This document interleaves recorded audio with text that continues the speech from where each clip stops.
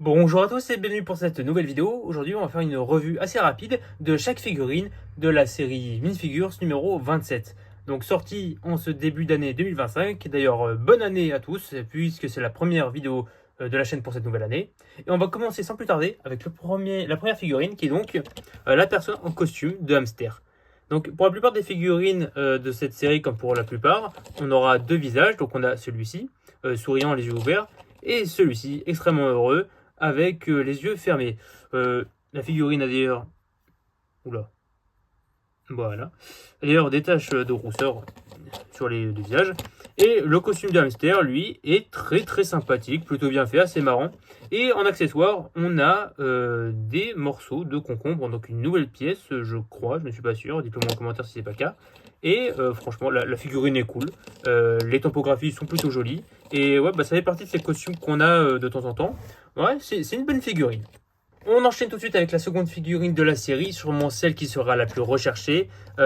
Le guerrier loup du Wolfpack de la série Lego Castle, dont on avait déjà eu une figurine dans le village médiéval sorti l'année dernière, figurine qui était somme toute classique. Là, c'est vraiment un gros truc qu'on a un peu sur une sorte de chef de faction ou alors un grand guerrier, puisqu'on est sur une figurine qui est quand même extrêmement bien détaillée, très très jolie, avec de magnifiques topographies. Le bouclier est juste magnifique, l'épée aussi, la figurine du loup, enfin la pièce du loup, qui est une nouvelle pièce, je crois, qui est très très grande et franchement très très jolie.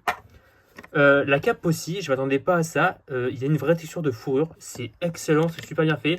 C'est pas étonnant que ce soit la figurine la plus recherchée, notamment parce que les gens vont vouloir faire de l'armée building avec, surtout ceux qui ont du castle. Et cette figurine, ainsi que la figurine de la femme pirate qu'on verra plus tard dans la vidéo, ces deux figurines qui n'étaient pas en stock lorsque je suis allé en magasin pour la prendre, et j'ai dû demander à savoir s'il y avait des stocks encore dans le magasin pour pouvoir les trouver. Et autant dire que comme il y avait peu de stocks, j'ai pu avoir qu'une seule figurine et qu'on était nombreux à en vouloir. Sinon, à part ça, pour les deux visages, eh bien, le premier c'est celui-ci. Donc on voit bien qu'on est sur un mercenaire ou sur un bandit pour la gamme Castle. Franchement, très très joli visage avec la cicatrice, le regard et aussi ces deux favoris, je dirais. Et pour le deuxième, eh bien, vu que c'est un guerrier loup, eh bien, on le voit en train de crier comme un loup. Je sais pas si c'est un nom précis ça. Bref, très très chouette figurine, vraiment magnifique. Troisième figurine, c'est le pilote de Jetpack. Est-ce qu'il appelle comme ça? Je sais plus si c'est bon. Bref, en tout cas, c'est un gars en jetpack, donc une nouvelle figurine futuriste qu'on reçoit pas mal. D'ailleurs, le logo Octane est juste ici, comme quoi le Octane a continué à travers les siècles chez Lego. Et d'ailleurs, je me demande si ça, c'est pas mis au point. Bon, tant pis. Je me demande si ça, c'est pas le logo de sport qu'on retrouve sur certaines figurines Lego ces derniers temps. Non, je suis pas sûr. Bref, figurine très très sympathique, je trouve. J'aime bien quand Lego fait des trucs futuristes. C'est pour ça que j'ai adoré la dernière série Espace qu'ils ont fait. Le casque, lui, est très très joli. Il y a de quoi faire de très bons custom avec. Et ça a déjà été fait, notamment si vous êtes sur le Discord de Bricks War Game. Je mettrai sûrement une photo. Pour les deux visages, on a le visage lorsqu'il est en course, donc avec un masque qui recouvre le visage et qui laisse des yeux déterminés. Et enfin, on a celui-ci qui enlève le masque de course, où on voit une petite barbiche sur le personnage. Un visage très souriant de gagnant. Et des sourcils un peu comme à la Buzz l'éclair, j'ai envie de dire. Pour le jetpack, construction assez simple, plutôt jolie. Non, franchement, ça aussi, c'est une figurine que j'adore, vraiment. Même le code de couleur utilisé est vachement cool. J'aime bien cette figurine. Quatrième figurine, la fille astronome. Une figurine qui était quand même pas mal attendue parce que ça apporte de la nouveauté qu'on avait déjà vu dans les coffrets, il me semble, à savoir cette nouvelle pièce qui est une prothèse. Et oui, c'est donc première figurine Lego avec un moignon, techniquement. Je pense, en tout cas. Et donc la prothèse qui tourne ainsi, donc c'est un peu comme une main normale, sauf que le point d'articulation se trouve au niveau du bras, plus de l'avant-bras plutôt, plus que du... Attendez, bras ou avant-bras?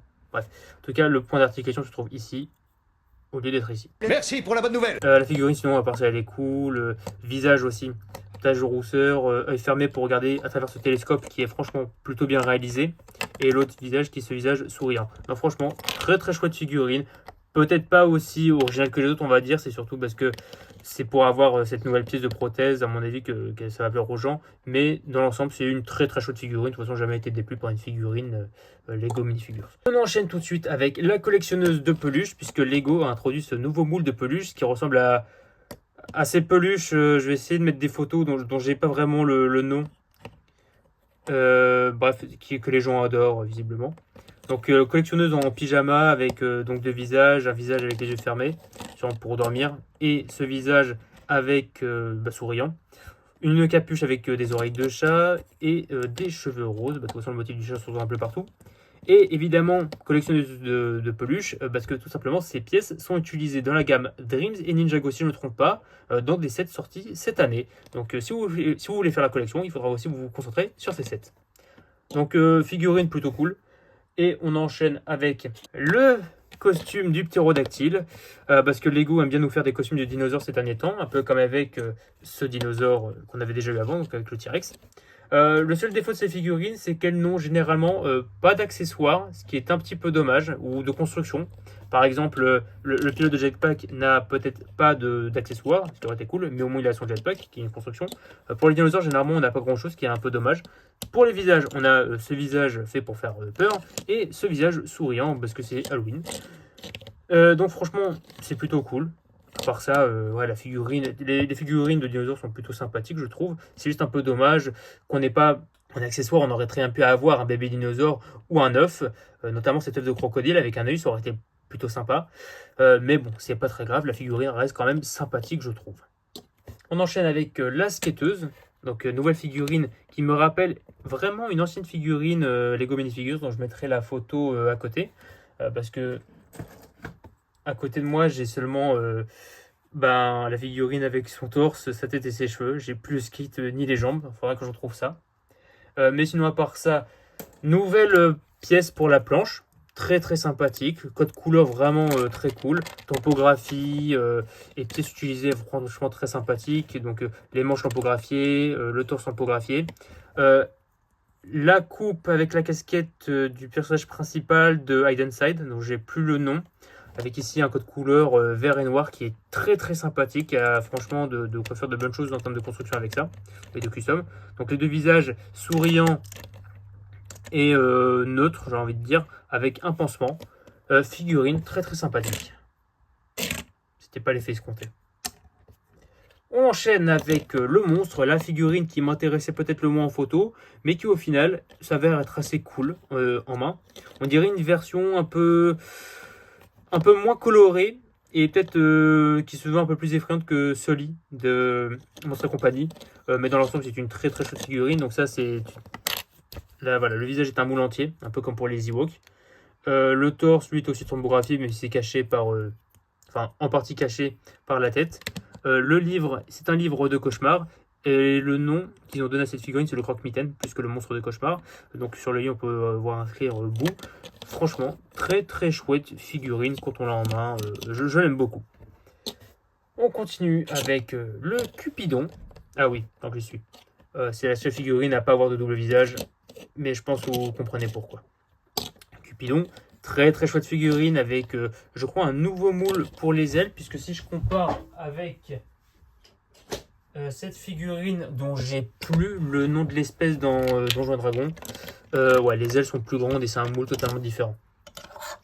Donc le Cupidon, très très sympathique, très très joli, avec comme accessoire un arc rouge et un cœur. Et pour le visage d'ailleurs, eh bien un où les yeux sont des cœurs et un où il est juste souriant. Très très mignon comme figurine, franchement très très sympathique. J'aime beaucoup aussi. Au final... Vous me connaissez maintenant, et surtout quand je parle de Lego, dès que je vois un truc qui est plutôt sympa, je dis c'est trop cool. Après, ça ne veut pas dire que c'est partout génial, et on va en parler tout de suite avec la Quartier-Maître. Figurine très très sympathique, il n'y a pas à dire, tempographie, pièces utilisées, nouvelle pièce pour ce Cacatoès qui est très très sympa. Mais ce qui me dérange, c'est cette jupe déchirée. Pas parce que c'est pas bien, non, c'est excellent. Juste la raison pour laquelle on n'a plus ce genre de pièces dans la gamme Star Wars, c'est parce que selon les designers Lego, les kamas pour les capitaines et commandants clones peuvent s'abîmer ou se déchirer puisqu'on va les poser un peu partout et donc c'est pas très bien pour la jouabilité des enfants. Donc cette pièce n'est pas faite pour les enfants. Mais surtout dans Dreams et dans toutes les autres games qui utilisent encore des pièces pour les jupes, les kamas, tout ça, techniquement, c'est pas non plus fait pour les enfants. Bref, je vais m'en arrêter là parce que sinon je sens que je continue sur ça longtemps, ça va m'énerver. Mais bon, faut voir qu'il y a des favoris un peu partout chez Lego. Bon, sinon à part ça, la figurine, j'adore les figurines de pirates, j'adore la gamme pirate. Donc forcément, la figurine ici, je l'adore. Donc ce visage pour faire un de pirate. Et ce visage assez neutre là aussi. Et dans l'ensemble, ouais, très très chouette figurine. Avant de la figurine, le fan de chat. Donc figurine que je trouve très très marrante avec ce visage, avec les lunettes de côté, le visage qui a été griffé, franchement très très marrant. Et ce visage totalement souriant, prêt à jouer avec le chat. Une nouvelle pièce d'ailleurs pour ce chat, je crois, qui est adorable, vraiment très très mignon. J'adore les pièces d'animaux quand ils les font... quand ils font de nouvelles pièces parce que je trouve que franchement il y a eu beaucoup d'améliorations chez Lego ces dernières années. Enfin ces dernières années, ça fait maintenant longtemps qu'ils ont changé les modèles. Déjà c'était les modèles de chiens, quand ils les avaient changés ça m'avait surpris. Et quand je vois maintenant toutes les nouveautés qu'on a, bah déjà on a le loup, pour Donjons et Dragons on a eu ce chiot. Enfin chiot ou louveteau, bref. Très très mignon. Et ensuite pour la figurine, j'ai envie de dire que c'est l'une des figurines les plus classiques qu'on aura, au même titre que la jeune fille astronome, mais le modèle de chat un peu partout est plutôt sympathique et les pièces sont sympas, plus cette petite balle de tricot, je sais plus tout le nom, bref, la laine de tricot, très très sympathique, les poils de chat évidemment sur les jambes, franchement c'est aussi une figurine qui est plutôt sympathique. Et enfin, figurine que j'attendais vraiment quand je l'ai vu en photo parce que j'adore le concept, c'est l'inventeur steampunk. Parce que j'adore le steampunk tout simplement. La figurine elle est cool, il a un bras mécanique avec de la vapeur qui sort, il y a des détails partout, tout est mécanique, tout est doré, il y a des lunettes sur le chapeau de forme, les moustaches, franchement ça remonte bien le steampunk avec une tenue un peu ère victorienne mélangée à l'innovation futuriste, rétro-futuriste. Franchement, j'adore ça. Cette figurine, elle est trop cool. J'aimais déjà beaucoup quand on avait le... Bah, c'était déjà avec Abraham Lincoln dans The Lego Movie 2, qui, malgré son côté Mad Max, faisait aussi un peu penser à du steampunk. Et généralement, c'est pas quelque chose qu'on retrouve chez Lego souvent, des trucs un peu de ce style. Donc je suis vraiment content d'avoir cette figurine. Voilà ce qui va compléter ce petit tour d'horizon de cette nouvelle série de mini-figurines qui est dans l'ensemble très très sympathique et plutôt cool. Sur ce, c'était Clone Prod. Bonne année à tous et à la prochaine!